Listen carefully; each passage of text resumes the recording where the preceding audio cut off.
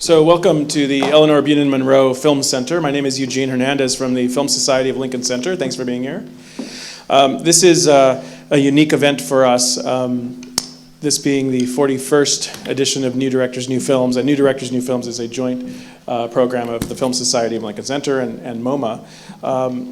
This being a joint effort and our in our goals of kind of introducing and sharing and trying to give you more opportunities to not only meet the directors themselves, but also talk about their work. We assembled this panel today of as many of the directors as possible who are here and who are available to speak today. A couple of folks will be arriving a little bit late. They're doing a Q&A across the street. A couple of folks might have to leave towards the end so they can get to their screening. I think Terence has a screening starting over at MoMA at 9. But I want to thank you all for being here and encourage you to ask some good questions and to also participate in the festival. It's continuing all week, and see as many of these films as you can this week. So without further ado, I want to first of all thank my friends and former colleagues at Indiewire and welcome our moderator for tonight's event, Eric Kohn from Indiewire. Thanks, Huge. It's really great to be here with all of these people. We could sing some choir music at the end if you guys want. The interesting thing about all of the films here, which I've seen, and they're all terrific, is that it's a really dramatic cross-section of different kinds of filmmaking that are taking place, not only by different people at different stages of their careers, but all around the world in different cultures. So as simple as it is to start this way, I think in this specific case, it will really help us get into some of the things we can talk about for this particular panel. I'm just going to start here with our first guest and ask each of you to tell us all who you are and very briefly what your film is about, but also where you're from. Shall I start? Yes. Okay, I'm first. Hi, my name is Joachim Trier. I'm Norwegian. I made a film called Oslo, August 31st. It premiered last year at Cannes. And it's been sort of traveling around the world a bit, opened in most countries in Europe, but hasn't opened yet in America. So this is the first opportunity of screening it in New York. We went to Sundance, so it's been screened in America before, but not here in New York. Yeah, what else? I'm half Danish. I made one film before called Reprise. What my film is about, that's the tricky one. It's basically a very loose adaptation of a French novel from 1930 called Feu Follet. Louis Malle has also made a version of this called The Fire Within in English, I believe. It's basically the story of a guy that comes out of rehab and he walks around Oslo in 24 hours and meets all friends and acquaintances and tries to figure out what life he wants to live. So it's sort of a very blatant existential piece about middle-class life and lost ambitions, I would say. Very well put. Moving along. My name is Julia Halperin, and I live between Brooklyn and Austin. I made a film called Now Forager together with Jason, so I'll let him tell you more about that. My name is Jason Cortland. I'm the writer and co-director of Now Forager, also between Brooklyn and Austin, Texas, though we have a co-producer in Poland, so we're a little all over the place. And the film is about a husband and wife who hunt mushrooms for a living and sell them to New York restaurants. It's a narrative. It's kind of a different type of food movie, not really a romantic story of eating, but more of the work that goes into putting food on the table. Yeah, that's about it. My name is Adam Leon. I'm from New York City.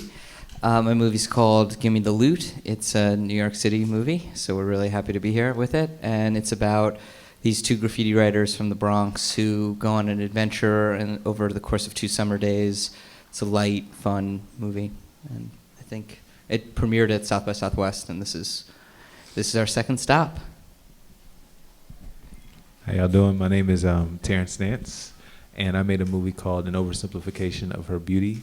It premiered at Sundance, and this is our New York premiere.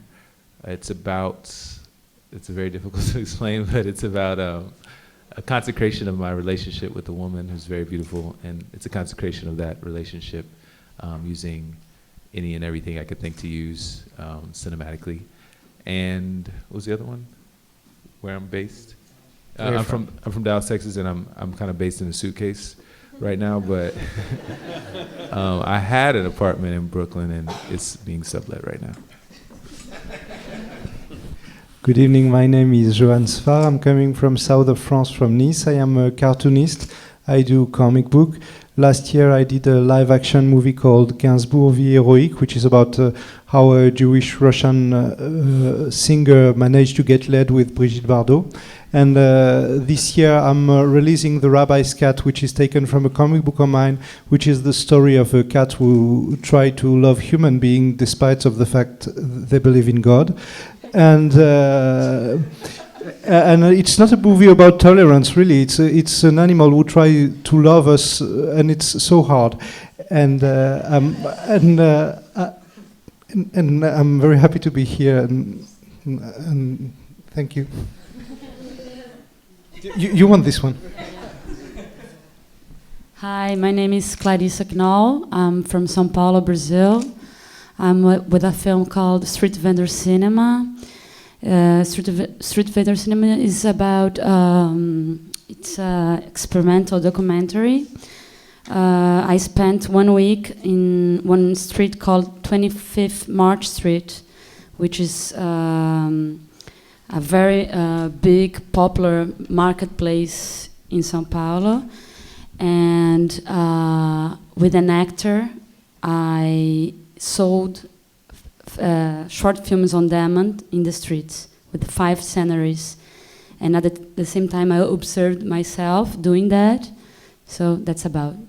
And it's the international premiere outside Brazil. And so I'm very happy to be here in New York. So special for me. Good evening. My name is Kleber Mendonça Filho. I'm Brazilian. I made a lot of short films over the last 10 years, and Neighboring Sounds is my first feature. And I'm still not sure what it's about, but this is the second stop for the film. It premiered in Rotterdam in February, and it's been a great experience to screen it here in New York. Great, so we'll have the 2 filmmakers from 5 Broken Cameras joining us at the end there at some point. Right now we already have 4 countries represented, and we'll have a 5th shortly. But at the same time, I think there are a lot of interesting parallels that we can draw between some of the production techniques and the subject matters that various people have been drawn to, regardless of whether or not you're coming from the same sort of culture or the same sort of resources. Coming back to my end here, with Oslo, you're dealing with basically one character going through a crisis. And in Now Forager, it's also, basically it's a relationship that slowly falls apart over the course of 90 minutes. So starting this cycle back over here, if we could talk for a minute just about the challenges of dealing with one single character, or in this case two very specific characters, and sort of blowing that out into a feature length, as knowing that these themes are so large. I mean, where do you start when you're sort of trying to build it into something that merits feature length treatment? Yeah, I think when you make things, one thing is a reaction to a previous thing, and there's sort of a development going on that a lot of the time I feel that, one is working kind of blind. You don't really know what you're going to get, and you're sort of aiming for something, and then you find something else. I think the first film that I did with the same team, same co-writers, same cinematographer, even some of the same actors, was called Reprise, and it was a classical first feature. I wanted everything in my life, all my ideas, all the formal elements that I had ever imagined to do it with films in one film. It's a kind of childish, playful. Some people think it works, other people don't. But I was really trying to do something complex and ambitious. So for the second one, we were sort of trying to do something the opposite, something very simple, focusing on a single character, almost being almost, in cinema we can be tactile, we can be almost phenomenological about people. You can get very close to them, you can look at them, you can almost smell them sometimes, and yet not quite understand them. And this is a story about loneliness, and I think there's something cinematically interesting about how we sit in a cinema together, and we have to sort of share an experience of a film of loneliness, but we do it with other people. So that was sort of the starting point. So it started as a thematic thing, and it moved on from there. Well, in the case of your film, it's also, you know, he could have been talking about some of the same sort of situations. I mean, a lot of the film is this couple walking through the woods, looking at this fungi and almost treating it in a symbolic way, their way of understanding the world. How did you go from sort of seeing that beautiful metaphor to creating a story out of it? This is a script question, so I think you should at least start addressing it. I mean, I think that's a great question. I think that for this particular story, it started with one character. It started with a character that I play, Lucian, who is somebody who has such high ideals about what he wants, what his relationship with food is, that he can't really hold a job or connect to other people. And it was kind of the first draft of the script was kind of it's hard to dramatize a story about one person sometimes. And a good friend of ours, you know, who made a film called Attenberg, Rahil Sangari, she was insistent that, you know, there must be a woman involved to kind of help share this burden of a compromise, of how to kind of put that drama into two people, into a marriage. And so we really split the main character in half and kind of gave, you know, certain aspects to the husband and certain aspects to the wife, and it really opened things up to be able to talk about compromise and you know, the idea of how do you place your ideals, how do you put your ideals out into the world in a way that is functional. I think I would just add that even though our film is about food and it's about mushrooms and it's about characters who forage, it's also about artists and the life and sort of, you know, I could even extend that to just say anyone who wants to live a very idealistic life. And it is about sort of how do you honor your ideals and also just stay alive in this world that's very, you know, hard to live in. I think that's a very reasonable transition to Gimme The Loot, actually. I'm always looking for good transitions here with 10 people on a panel. This is a movie about a pair of... We took a lot of mushrooms before we wrote the movie. That explains everything. Yeah. No, the movie is about a pair of teens who are sort of wandering around New York, tagging buildings and so forth. And what's interesting about it is that it's not really about their desire to leave this community or, you know, sort of break out in the world and see other things. It's very much, it feels very lived in, but they're also very comfortable in that world, which felt sort of remarkably unconventional in a way when I was watching it. Can you tell me about, I mean, how much of that world did you know when you made that movie, and how much did you sort of have to figure it out on the fly? Well, I mean, I grew up in the city, and I agree with you, by the way, and you actually wrote something that sort of stuck with me about that, and that was something that we were really going for, is that that these are kids who have really vivid lives and are part of this community, but that they are sort of have come to terms with it and are now going to live their life in the best way that they can, and sort of try to catch glory in a way that they can understand, which is through graffiti. I grew up in the city. I grew up a little bit in that world, but I didn't really know that much about it. I wouldn't say I was an insider. So I had made a short film. I co-directed a short film a few years before, and we had cast some graffiti writers in it. I was really taken with their lifestyle and how seriously they took it and how they were kind of like real-life action stars. And I thought that would be a really very fun jumping-off point. It was extremely crucial for us to, while I don't think the movie is about graffiti, that that we nailed that world, and that any graffiti writer that saw it we would pass their smell test. So we were really fortunate to get a legendary graffiti writer named Greg LaMarche, who used to write as SP1, or I guess still does, and he came in and we had graffiti class, and he would teach the kids not only how to write, but also about the culture, about the history, the language, all of that, and so that we could capture that world and make it seem authentic. Now, Terence, we know that the world that we see in the oversimplification of her beauty is authentic because it's your world. I mean, it's almost like it's stemming straight from your consciousness. It's really fascinating, and the way that you use animation and footage of yourself and other people all seems to sort of revolve around its own internal logic. But when I was watching it, what I was thinking was, it's not like any movie I've seen before. How is it a first feature? I mean, how long did you sort of labor over this thing before you decided that this was the first movie you wanted to put out in the world? 6 years, and it was. I mean, that's misleading because I started it in school, and at the time, that was 6 years ago. It was my first year in grad school, and I went to school for visual arts, so it wasn't really in the context of a filmmaking practice where you have a crew and somebody writes it in a certain format.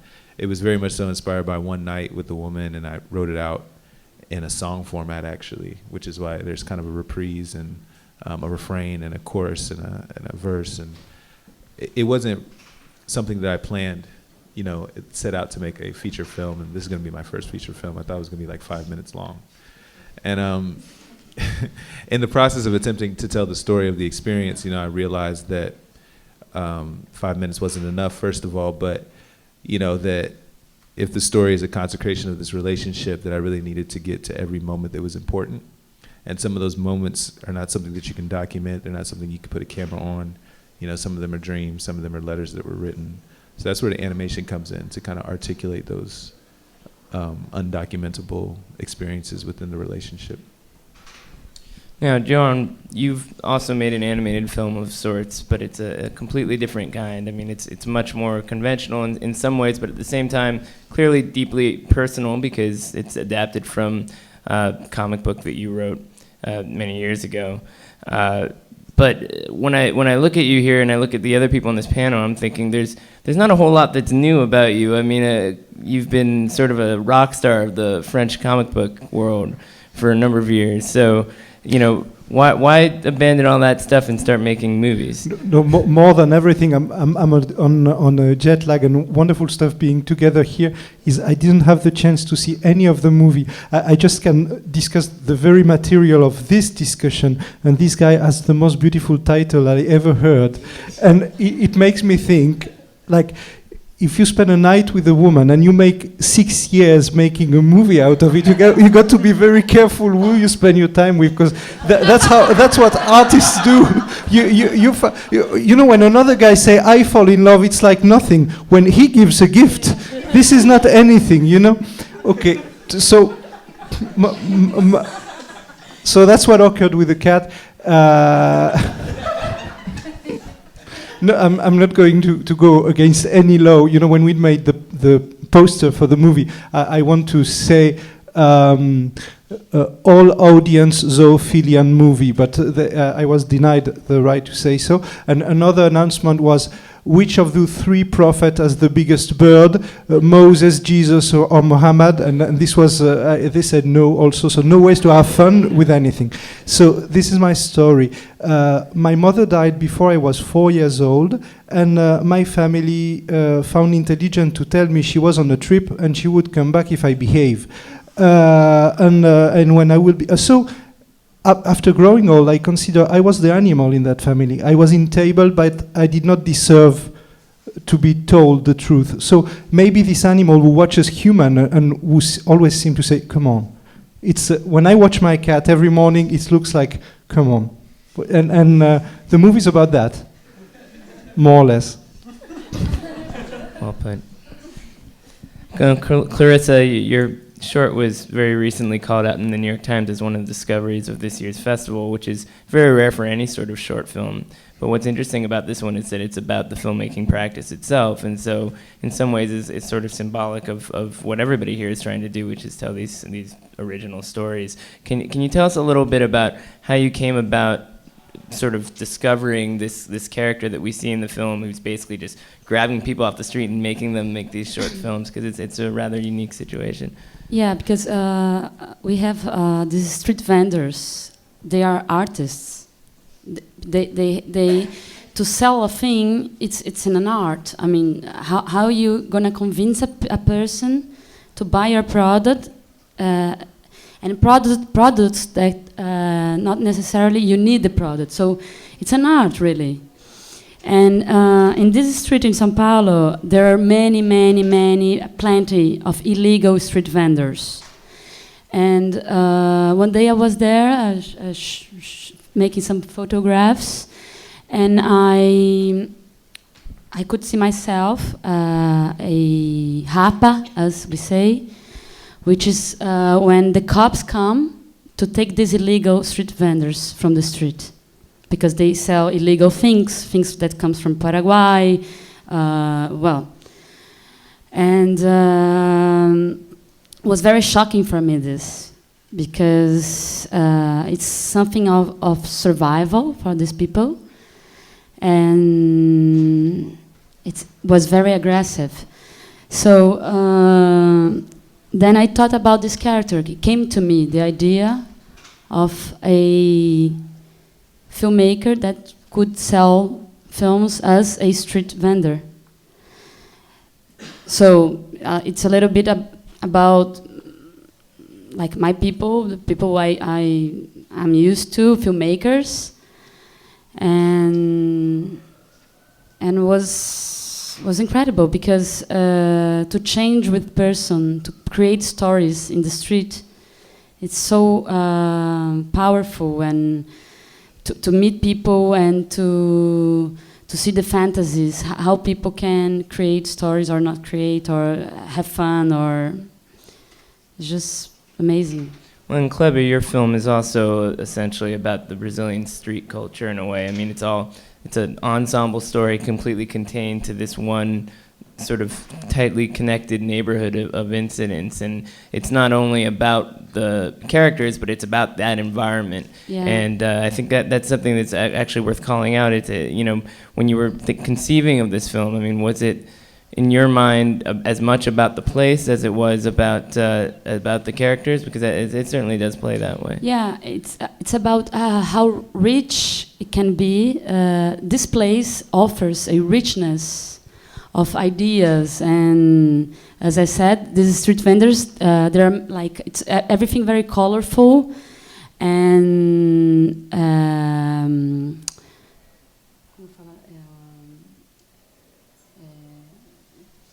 brincadeira.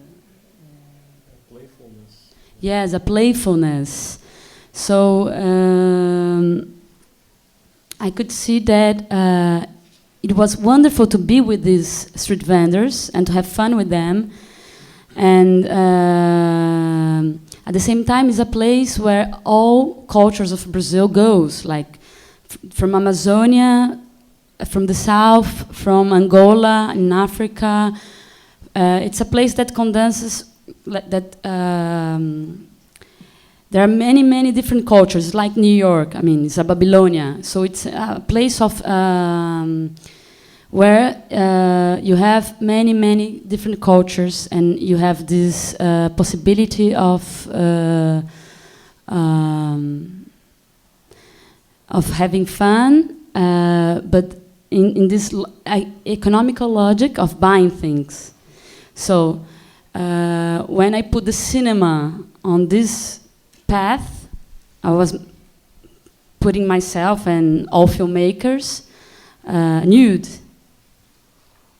Basically, yeah. Yeah, I was in stripping down the process, basically. Yeah. And for Neighboring Sounds, would you think about it in a similar way in terms of the way that you created this atmosphere that was part of the story as well? I think I was actually. I was interested in a number of themes, but one of the things that really drove me towards the film was to present this physicality of where these people live, and to really focus on architecture. And I really think that bad architecture photographs really well. It's not nice and it's not fun for us to live with bad architecture, but it looks very dramatic, and you can see very clearly if you shoot it in a nice, clear and transparent way. The drama is very clear in terms of where we are and what architecture is not doing for us. So that's what that was one of the strongest points for me in terms of shooting that street and those buildings and those houses and those security devices and that security kind of a lot of the architecture which is designed for the upper middle class in Brazil, it's really the architecture for federal prisons in many ways. And people just live with that, and they don't really pay attention to that. And but once you put it in a film, people go, wow, do I live like that? Yes, I do. That's just like my house. And that was one of the things that I really, I can tell you now, but I secretly wanted to focus on my film. Well, all of these films give us a very distinct sense of place, and they couldn't be more different in certain ways. I think that's a good segue for us to talk about the specific communities that you all come out of. Joachim, as somebody who has worked and done well in your native country, what is it about the film community of Norway that's particularly appealing to you? I mean, I never found it very appealing. I tried to run away. I went to England to get my education as a filmmaker, and I thought I'd never come back. But I guess I'm big on nostalgia, and you know, there are certain stories about the places you grow up that you hopefully can tell in a specific way. You know, I think the nice thing, you know, neighboring countries like Denmark and Sweden have these great masters like Bergman and Dreyer. Norway doesn't really have any. I don't know if you could mention any, like one Norwegian director that you've ever heard about, you know? I think your father is pretty well respected. My grandfather, perhaps. Yeah, well, he's a kind of a cult character. He made a film with 5 different reels that could be shown in any order and still make sense as a story. It was seen by 500 people, you know. Anyways, I like that film. But the point is that there's no sort of patricide, you know. We have kind of open space. We can try to do something for the first time. And I grew up, and you know, it's just hard to understand for people who have a great sense. You know, you all grew up with American rock music and movies and people representing your culture in your own language. But in Norway, I remember in the 80s, suddenly there were some punk bands that started singing in Norwegian, and it made a big difference to a lot of us. You know, we were used to listening to English or American music. And in the same way, cinema has recently, over the last 10 years in Norway, started making stories that I think feel more relevant to the culture that we're from. You know, Norway is this kind of strange conglomerate culture of, you know, we grow up reading Japanese or French comics, you know, or watch American or Japanese movies, or, you know, we import everything. We don't feel that we have anything that's necessarily our own. So I think there's this sort of a change going on now in Norway where a lot of filmmakers are trying to tell more culturally specific stories about our own culture. And the irony is, of course, that more people end up seeing my first film in Manhattan than in Norway. So I don't know. Maybe I don't belong. Well, you'll work on that. So for Jason and Julia, you guys worked in Austin for a long period of time. I mean, I know that you also have roots here, but you were telling me before that that community was very influential in terms of just sort of how you guys were able to get this film off the ground.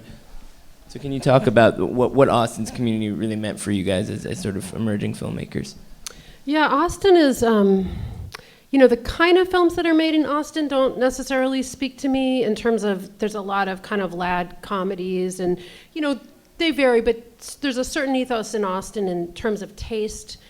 But what's more important to me is just the kind of, you know, yeah, why wouldn't you make a film? Like, why wouldn't you get 10 of your friends and a camera and some breakfast tacos? And like, why wouldn't you, like, there isn't any good reason you wouldn't do that, other than maybe you don't want to. But if you want to, like, it's just very, this sort of sense of you can just do, you can do it and there aren't any meaningful barriers is a pretty, I mean, it's pretty exciting, and I lived in New York both before and after living in Austin, and you know the sort of sense of like, oh my God, you have to pay your rent, and oh my God, it's you know, just the sort of stresses of daily life are pretty low there, and so there's a lot of freed up energy for like playing in a rock band and making a movie and going to massage therapy school or you know whatever.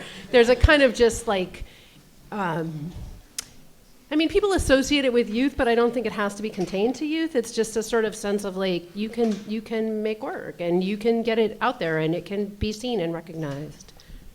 I mean, I think that in America, the discussion of money is always kind of part of what hangs us up, of like, where do you get your money from? And people, you know, we've met a lot of folks. We premiered at Rotterdam, and money is a very different situation in other countries. It's there is state money. There are all kinds of resources from independent production companies who actually want to give you money to make your independent type films. And it's here it's a really it's a hustle, and we didn't have a bunch of cash saved up to make this film. We kind of were piecing it together a little bit at a time, and part of the reason why we wanted to not make our first feature in Austin in particular is because there's an expectation there that nobody gets paid for their work. And we wanted to come to New York because we wanted to be able to have a professional crew, and we wanted to pay people, even if it wasn't, a full proper rate. It's really, we really did kind of bring that down and dirty Austin ethos of let's, put together a band of pirates and make this damn movie out in the woods with a bunch of mushrooms. But we also wanted to do it in a way that was responsible to the people in the city who are professionals, who are trying to build careers, who do have rents to pay. So we worked our tails off to cobble together enough money so that everybody got paid for their work. And I think that's a kind of combination of kind of the New York and Austin thing that worked for us. So moving along to the New York only filmmaker. Right. I actually have a question. So, I'm just a little unclear. So you wrote the movie and star in it, and did you guys co-direct, or you? Okay. That was it. So let's talk about you some more. Sure. Yes. Hey. How are you? It sounds like you had a very much sort of a classic New York emergence as a filmmaker.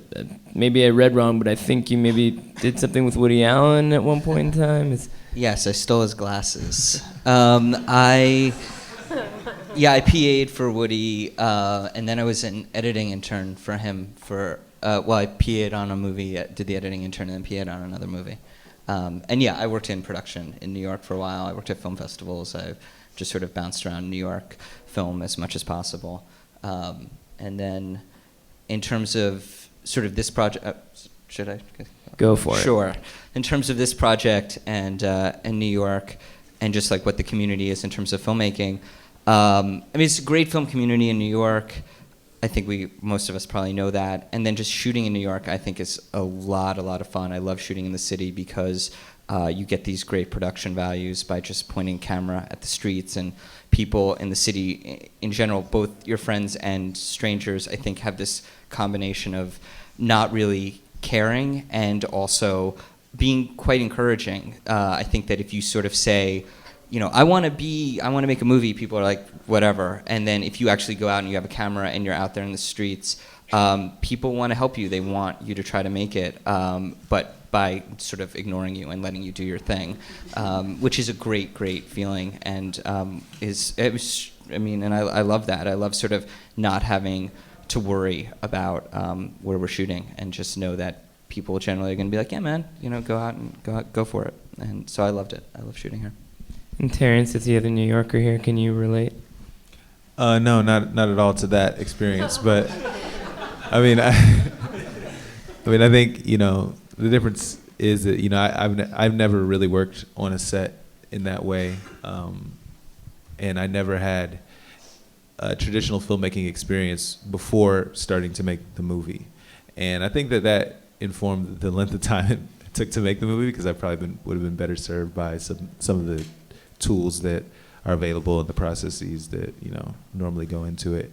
But I very much approached it kind of as a guy in a studio, and drawing the storyboards and writing the script, and even the process of shooting, quote unquote, was really just kind of like calling Namik and Matt, the guy with the camera, and saying, let's meet tomorrow at this place, So it was extremely informal.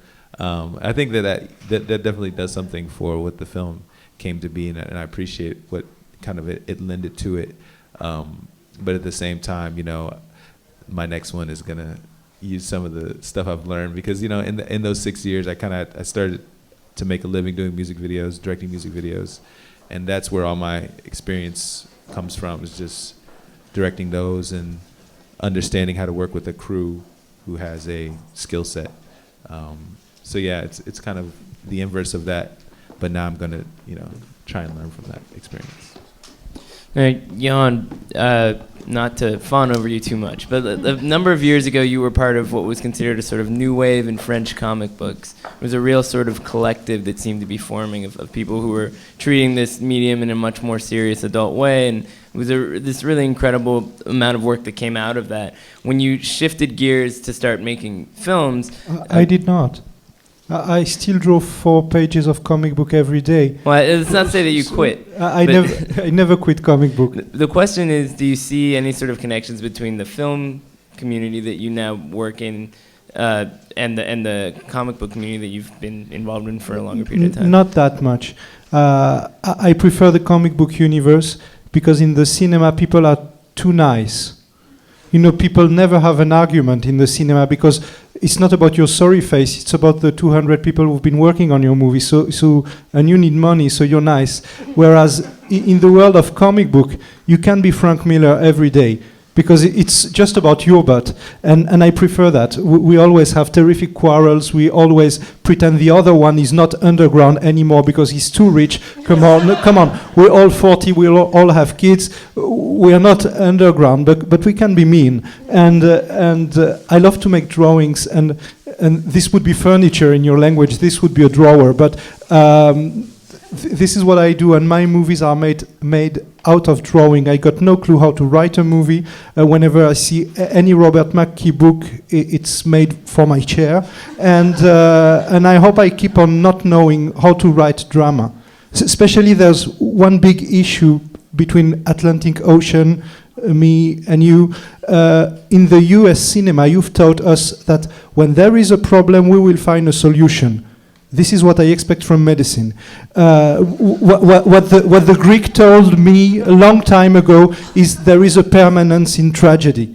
This is what I get from drawings, and I try to keep it on even when I address children, because my main goal is to bring perversion to the kids. Thank you very much. Now you have to top that. So to our 2 Brazilian filmmakers, do you see enough of a community there to support the work that you're doing, or is it, compared to some of the other people on here, do you think you have a harder time making the films that you want to make?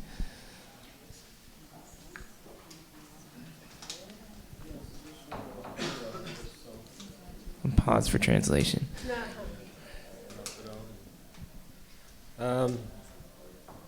Yes, in fact, my film was funded by, Brazil's biggest oil company. Every time there's an oil leak, they give more money to culture and film, and it's actually true. And they support a lot of arts and culture in Brazil, and also the Ministry of Culture gave some money to my film and the local funds, because I come from the northeast of Brazil, where there is a very interesting film scene right now. And we have quite a lot of films, none of them commercial, they're all very small films, and but they have been doing very well, going to all the big festivals, international festivals, and that seems to be working, and the local funds are giving more and more money for that, and it's, in a way, it's of course it's very competitive, but yes, there is money around. Yeah, because we have income laws, like taxes that the fabrics pays to the state. The state says, okay, I will not take the tax for me, put in the project, this film project. So we have these incentive laws, and that change a lot, cinema in Brazil. But you ask about a community. Your question is if there is a kind of homogeneous group, if is that your question? If there's enough of a community to sustain what you're doing, yeah. Yeah, I think we don't have like one community. I think we have a kind of division on but all of them uses these laws. So the commercial Brazilian cinema uses these laws as well. And we have a kind of more author cinema, or perhaps a cinema more connected to culture, or to not only to having public and money. And I think as well we have as we are a big country, we as well have a regional division perhaps. I think the filming from the south, for example, is very different than from São Paulo. And I think what is happening now in the Northeast is amazing, and it's really fresh and new. And it's interesting because I come from a state in Brazil which is more rich. So my state, we have state funds, for example. So our production is it's bigger than where Kleber comes. So I think it's that. Huh? So let's play catch up a little bit and go to our filmmakers on the end here from Five Broken Cameras. Can you tell us very quickly your names and summarize your film? Yeah, we are both director of Five Broken Cameras, and I am the camera, the cinematography of the film. So I was filming for during 7 years, the last 7 years, and we both construct and made the film. So I see that the discussion is about business or in documentaries more than message. So the question is why we make films. So it should be not about business and how we get fund and how we get money for films. For me, I've been working for long years without fund on the film, and I believe that I could make film without money and without fund. So we have to be clear that when we make films, there is message, to send the message. It's very important than money. Well, and in your film, I believe you say specifically that you never really wanted to make films until you started documenting what was going on the West Bank. So can you tell us a little bit about what that process was like for you? I mean, at what point did you decide that you actually could be a filmmaker? Yeah, I decided to pick my camera and to film, to document my people's struggle, my village struggle in 2005, and the idea to take part of this struggle. So I decided to take part with my camera, to protect people, to protect myself, and the camera for me is very strong witness, and for me the camera is very strong weapon also. So this weapon doesn't kill people. This weapon opens the eyes of the people. So after many years of filming and documenting, I thought that this what I am doing is affected me and affected the people around me, affected my family and my friends. One of my friends was killed. I've been to jail many times, and I've been injured many times. My brother went to jail. Three of my brothers been arrested, and my camera has been destroyed one after one. So I thought I have my story. I have to tell my story. This is my message. So because people from outside, filmmakers come to make film on my problems in my country, about my problems, about the conflict. So I thought I have to make it from my point of view. This is my story. I live there and I feel it, and it's affect me. And we'll go to questions in a minute, but I think that's a natural segue into sort of talking about when you're very passionate about the film that you're making. As you can see, all of these films are very much come from real places and experiences that all of you have gone through in various different ways. A lot of times people talk about working in a void where they just don't know anything about what the outside world or what their audience is or any of these sort of business considerations. It's not really about that. It's about the film that you want to tell, the story you want to tell, the message that you have. But then you go out into the world and there is an audience. None of these films are world premieres here at New Directors, New Films. They've all played at various different film festivals. So any of you can jump in here. I'm just curious, the first time that your film showed for an audience that you didn't know, did it match your expectations? Were there any big surprises? Anything like that? No, first time when the film was premiered in Amsterdam in ITFA Film Festival, I did not expect to get all this success and these fans. So after we finished the film, we did not expect to succeed, or so we didn't know. But after the first premiere and the first screening, I saw the reaction. The people reaction was very strong impact, and the second screening and the second festival and the third festival, so it's became like this. So we know that what we made and what I did before, it's mean now. It's mean for me money. It's important.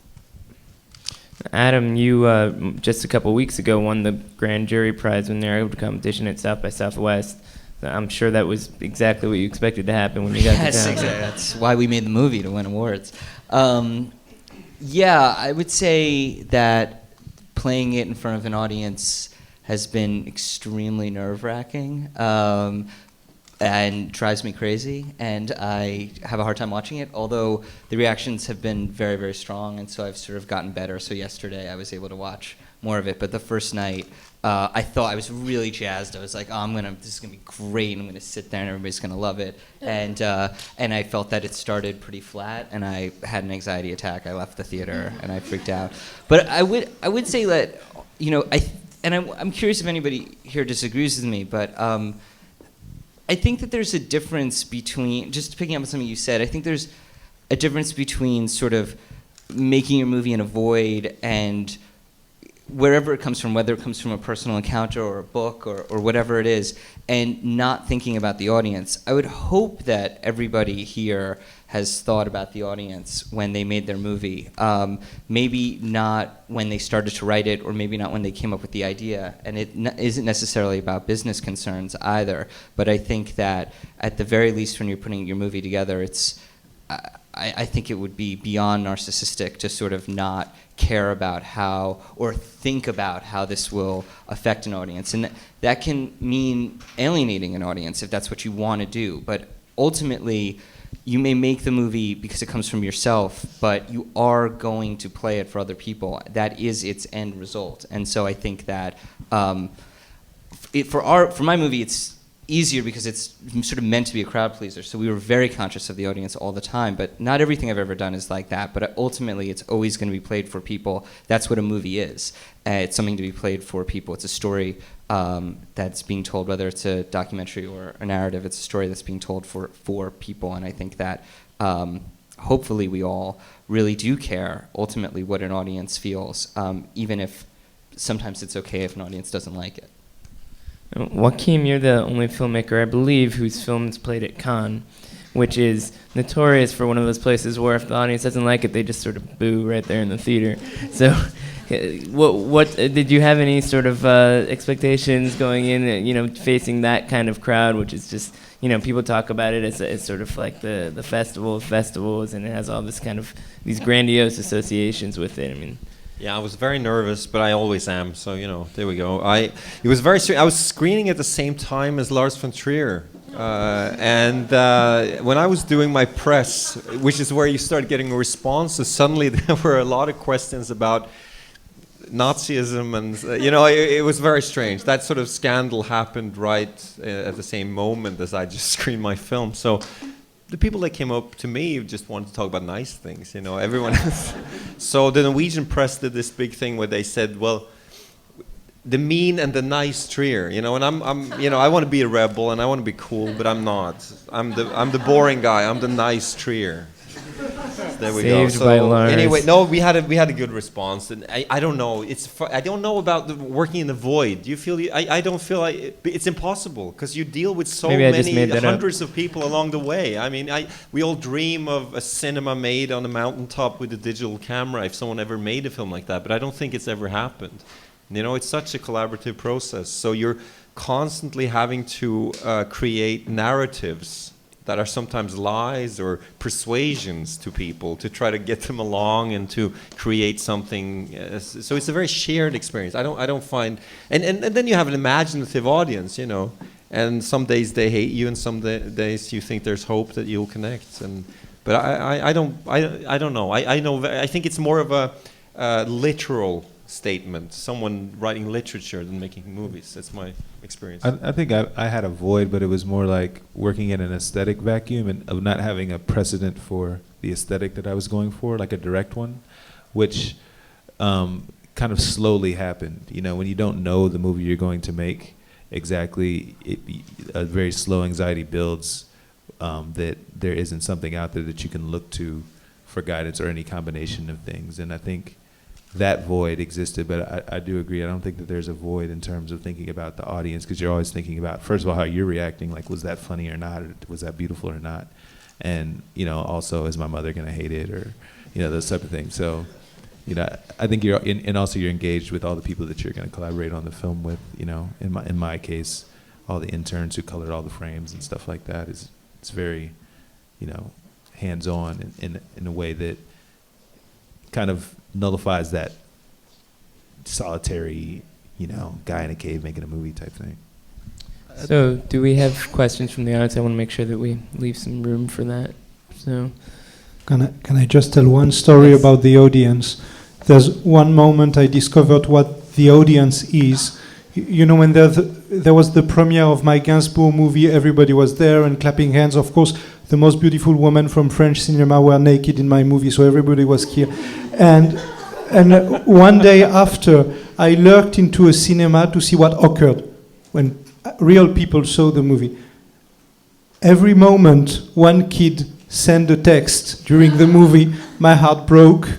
And every moment people laugh, I was the happiest guy on earth. You cannot see them when they are sad, but when they laugh, you hear it. So I decided to write comedy from that moment. so questions. Speaking of audience, We'll go here.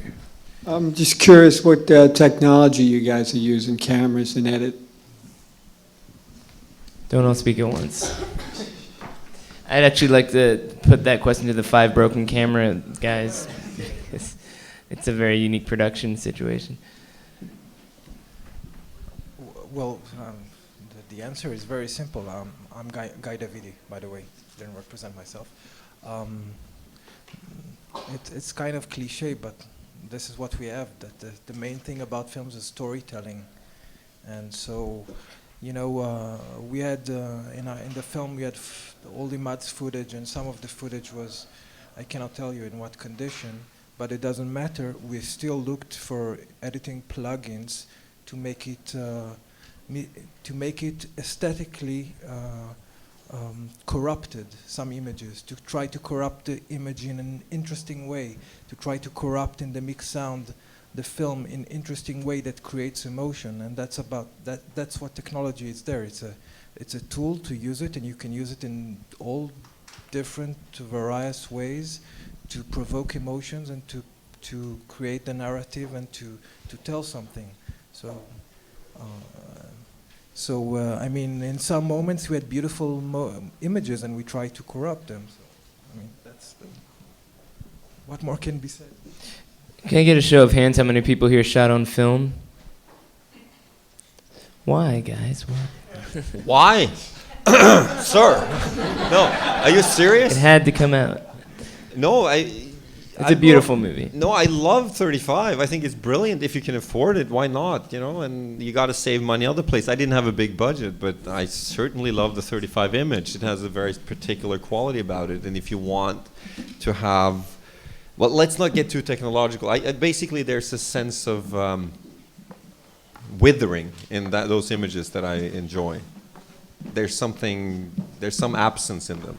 that I enjoy very much. But I like digital images as well, you know. I'm a dinosaur. There we go. My time is over.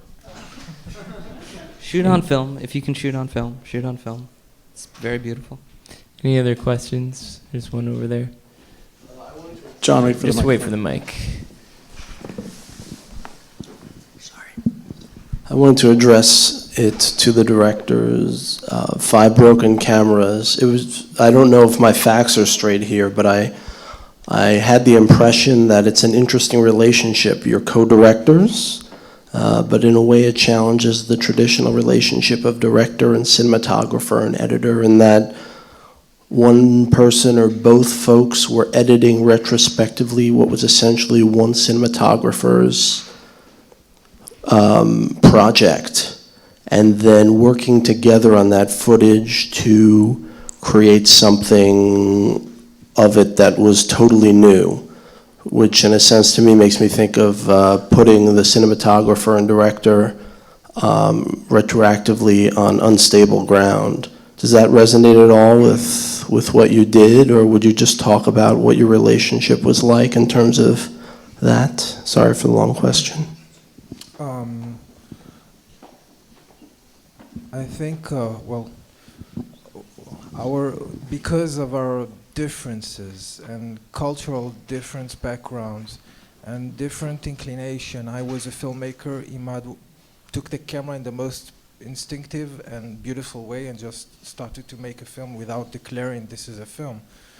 And so I think we try to find a way that these differences and also different privileges, we have to remember that he doesn't have the same privileges as I. He takes the risk more than me, and he has accessibility to the world which is different than I have. So we had to find all these differences and gaps and to create something that is really constructive and positive about it. For me, it was a very comfortable position politically also to work with Emad and to empower him and to empower his voice, because in that film, my voice, I mean, it wasn't part of the story. It wasn't my voice as identified with my identity, identified with my name, is not part of the story, because our identification, our nationality is part of the story. I mean, we represent films as Israeli or Palestinian, or the director has a nation, so it becomes part of the story. So in that film, I knew that if we're going to do it, we have to tell it from Emad's perspective, about his personality, about his experience, and that put me in, and that allowed me to work with him together, because otherwise, I mean, I think the balance would have probably destroyed the film, or for at least from my perspective. So it was a lot of challenges, also challenges of ego, putting, him is the center of the story, is the center. That's something you have to accept, and you have to give the space to, and so once this was, once we sought that at the very beginning of working together, we sought that out, then we could have had beautiful discoveries and beautiful working together, and yeah, and it didn't matter who did what, always people try to, in every team, to understand who's done that, who filmed that moment, who shot that, who's done the editing, and, at the end, honestly, I'm not that afraid to care for that. Other questions from the audience? We have time for maybe one more if it's really great on this. Sorry. You made a movie about a book that someone has made a movie before. Were you afraid of some kind of comparison or something like this? Yes, of course I was. But how did you deal with it? I'll tell you what. I spent 4 years writing my first film, and we did this one in 4 months. It was a very different process. I think we used, and I don't mean to disrespect that book by Pierre Drieux La Rochelle. It's a very interesting book, and we took away from that a character with a self-destructive integrity, someone who had high ideals and weren't able to live up to them. But it's set in a different setting, and as we started working on it, it turned out quite different. And I didn't dare watch the Louis Malle film again. But there's something so simple about someone deciding to take their life, or maybe take their life, and then going on a journey of a day where they meet old friends and go into their own environment. And it's a concept almost, more than a story. So we found that we could, paradoxically, through using a book, almost like, to use a Disney metaphor, you know, Dumbo flies with a feather and then he can actually fly without it, you know. So I think we needed that to believe we could do something, and we ended up doing something quite personal that was leaning a lot on our own experiences of people we knew when we were writing, or people we somehow weren't able to bring along in our life, you know, people we lost, stuff like that. So yeah. All right. Well, I think, do we want to squeeze in one last question, or was yeah, that's right. You had a question, so then we'll wrap up.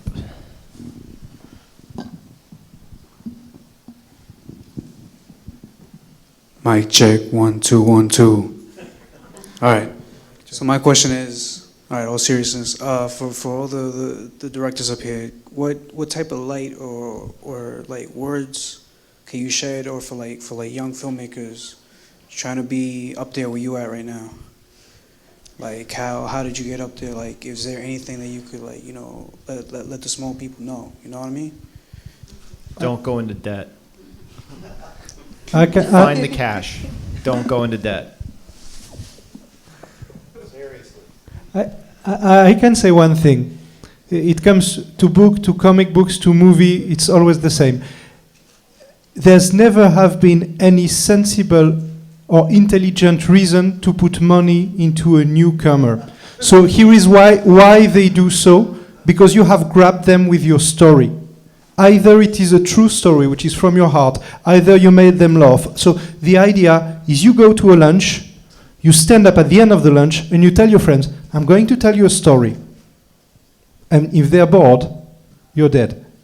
It's all about that. It's all about, you need people to feel like here, every time someone tells you an advice about how a story is to be written, you can be sure the guy does not know.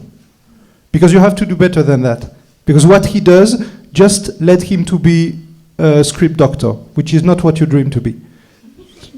That's my experience. I think there's a lot of truth in that. I think that if people around you, you need a great team to pull something off. I mean, obviously you need money and all of that, but you also need cast and crew and people to believe in you, because why would they take a chance on you? You haven't done anything. And if you really, really, really want it, and there's nothing that you want more, and people can sense that, and then they vibe with you, then that's a very, very key thing, and you need to have that. And the other thing I would say is, just in terms of every movie I see, especially indie movies, is always ask yourself the hard questions on whether or not it's good enough and what you're doing is good enough. And if you know, like, when sometimes I would get criticism on the script, and I wouldn't agree with what somebody was saying, and that's fine. But sometimes deep down I knew what they were saying is true. And I see too many movies where they justify it and they keep going. And so just make sure you make it as best as you know it can be. That's a great note for us to end this conversation on. Thanks a lot. Thank you.